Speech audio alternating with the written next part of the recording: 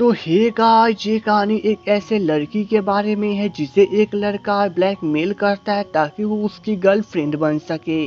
कहानी की शुरुआत में हम लोग फूमी को देखते हैं जो कि अपने फ्रेंड्स के साथ बातें कर रही थी। यहाँ पे फूमी के हर फ्रेंड्स के पास उसके एक बॉयफ्रेंड था और वे सभी सिर्फ और सिर्फ अपने अपने बॉयफ्रेंड के बारे में बातें कर रही थी। फूमी इन सभी बातों से काफी ज्यादा जेलस फील कर रही थी क्योंकि उसके पास कोई भी बॉयफ्रेंड नहीं था और इसलिए वो अपने फ्रेंड से झूठ बोलती है कि उसके पास भी एक बॉयफ्रेंड है और फोन पे बातें करने के बहाना से वो वहां से चल देती है। लेकिन फूमी यहाँ पर अपने ही बेस्ट फ्रेंड सिमाको से बातें कर रही थी।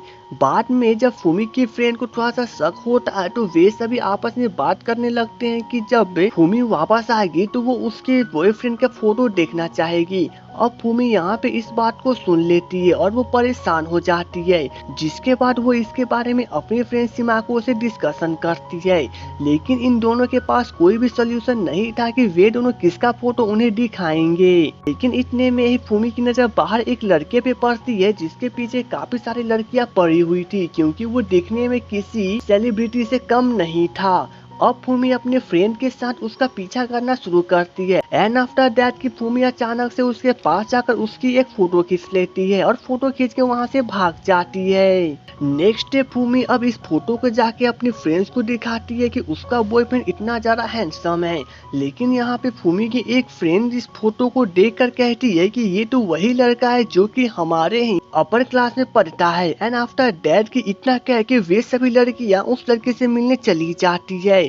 अब यहाँ पे तो फूमी काफी ज्यादा परेशान होकर खुद उनकी पीछा करने लगती है क्योंकि कहीं इसका झूठ पकड़ा न जाए। जब फूमी की फ्रेंड्स उस लड़के से बातें करने लगती है तो अचानक से फूमी उनके बीच में चली आती है और वो उसे जबरदस्ती बहाना बनाकर वहाँ से ले जाती है।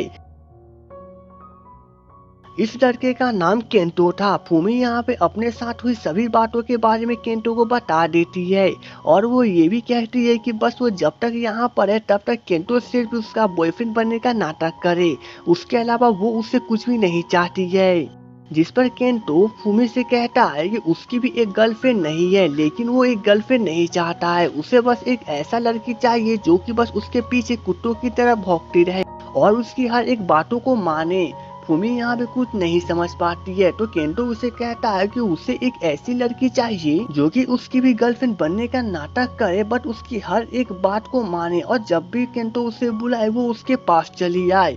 फूमी के पास यहाँ पे कोई और ऑप्शन नहीं था इसलिए वो केंटो की इस शर्त को मान लेती है। अब केंटो इसके बारे में जाकर अपनी भाभी को बताती है तो उसकी भाभी कहती है कि वो लड़के से थोड़ा सा संभल कर रहे क्योंकि ऐसे लड़के बहुत ज्यादा ही चालाक होते हैं। अब नेक्स्ट मॉर्निंग केंटो फूमी के साथ रहने का नाटक करता है जहाँ पे वो उसके साथ कभी लंच करता है तो कभी उसके साथ बातें करने की नाटक करता है। लेकिन जब बाद में बारिश शुरू हो जाती है तो फूमी को ना चाहते हुए भी केंटो को अम्ब्रेला से कवर करना पड़ता है। अब यहाँ पे केंटो फूमी को लेकर अपने फ्रेंड के कॉफी कैफ में पहुँचता है जहाँ पे वो उसकी मुलाकात उससे करवाता है। इस लड़के का नाम रियूस था जो कि केंटो का बेस्ट फ्रेंड था और केंटो अपनी हर राज की बातें इसके साथ शेयर किया करता था।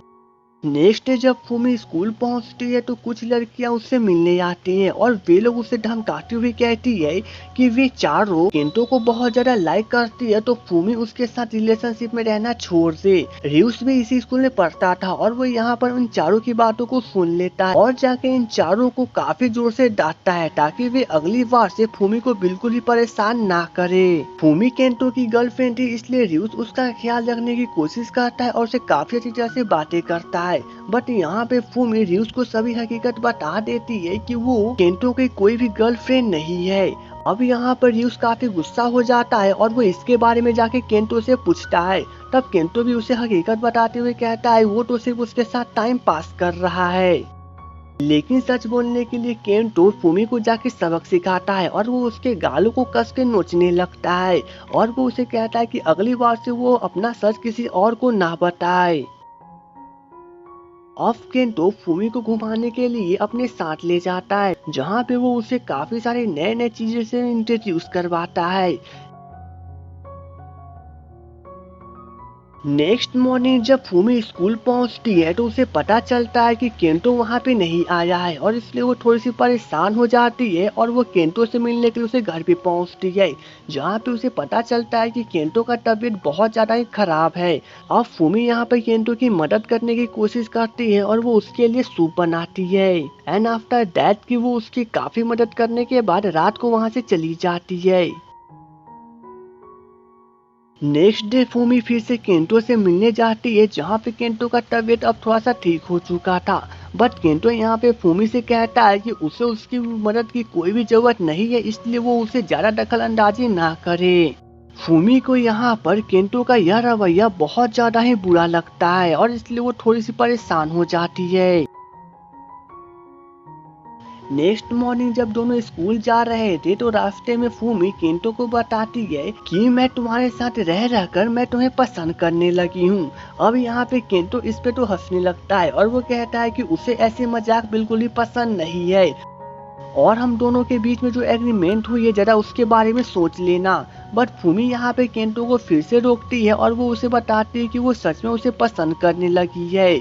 बट केंटो को यह बात बिल्कुल ही पसंद नहीं आता है क्योंकि वो किसी को भी गर्लफ्रेंड नहीं बनाना चाहता था। केंटो को अब यह पता चल चुका था कि फूमी उसे पसंद करने लगी है, इसलिए केंटो अब जानबूझकर फूमी से दूर रहने लगता है और उसे बार बार नजरअंदाज करता है। जब काफी दिन बीत जाते हैं तो फूमी से परेशान हो जाती है और वो केंटो की बहन से मिलने जाती है और वो अपने बारे में उसे बताती है। तब केंटो की बहन फूमी से कहती है कि वो इसमें उसकी कोई मदद नहीं कर सकती है क्योंकि उसके भाई से उसकी खुद बातें नहीं होती है। अब फूमी को अपनी गलती पे एहसास हो जाता है कि वो केंटो के पीछे जाकर भी कुछ नहीं कर सकती है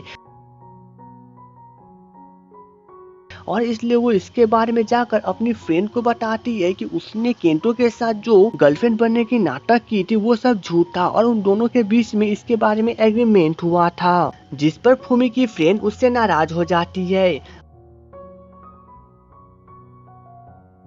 इधर केंटो से मिलने के लिए फूमी नहीं आ रही थी, इसलिए केंटो का भी दिल नहीं लग रहा था और वो काफी उदास रहने लगा था। और तभी उसकी बहन उसे कॉल करके फूमी के बारे में सब कुछ बता देती है कि वो कुछ दिनों पहले उससे मिलने के लिए आई थी।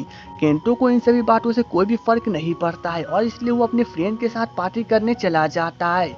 लेकिन पार्टी करने के दौरान भी केंटो का मन यहाँ पे नहीं लग रहा था और वो फूमी के बिना बहुत ज्यादा ही उदास था। वहीं पे फूमी काफी ज्यादा उदास थी, इसलिए वो अपनी विश मांगने के लिए लॉकअप पुल पे पहुंचती है, जहां पे वो अपने और केंटो के नाम से एक लव लॉकअप को वहां पे लॉक कर देती है। एंड आफ्टर दैट की रोती हुई वहां से चली जाती है। इधर केंटो का मन फूमी के बिना नहीं लग रहा था, इसलिए केंटो काफी ज्यादा ही उदास था। अब केंटो फूमी की फ्रेंड से उसके बारे में पूछने जाता है तो उसकी फ्रेंड उसे बताती है कि वो लव लॉकअप ब्रिज के पास गई है। अब केंटो इतना जानते ही फूमी के पीछे चला जाता है। फूमी यहाँ से वापस लौट के जा रही थी, तभी वहाँ पे केंटो चला आता है और वो उससे कहता है कि वो उसके बिना अब नहीं रह सकता क्योंकि इन दिनों न जाने क्यों बिना उसके मन लगता ही नहीं है। यहाँ पर फूमी उसे कहती है कि जब मैंने तुमसे कहा था कि मैं तुम्हें बहुत ज्यादा पसंद करती हूँ तब तुम कहाँ पे थे। जिस पर केंटो उससे कहता है कि मैं तुम्हें शुरू से ही पसंद करता था, बस सिर्फ मैं मतलबी हो चुका था इसलिए मैंने तुम्हें नजरअंदाज कर दिया। और इतना कह के केंटो फूमी को गले लगा लेता है। And after that kissing scene, जिसके साथ ये मूवी खत्म हो जाती है। मूवी के लास्ट में हमें कुछ सीन दिखाए जाते हैं जहाँ पे केंटो तो पहली नजर में ही फूमी को पसंद करने लगा था, बट अपने मॉम डैड के डिवोर्स के कारण वो ये नहीं चाहता था कि उसकी लाइफ भी डिवोर्स में गुजरे, इसलिए उसने हमेशा फूमी को नजरअंदाज किया। लेकिन अब उन दोनों की केमिस्ट्री चालू हो चुकी है, इसलिए मूवी की एंडिंग हो चुकी है। तो दोस्तों, मेरे आपको मेरा एक्सप्लेनेशन अच्छा लगा हो तो प्लीज वीडियो को लाइक और चैनल को सब्सक्राइब कर ले। तो चलिए दोस्तों, मिलेंगे नेक्स्ट वीडियो में, तब तक के लिए goodbye and take care.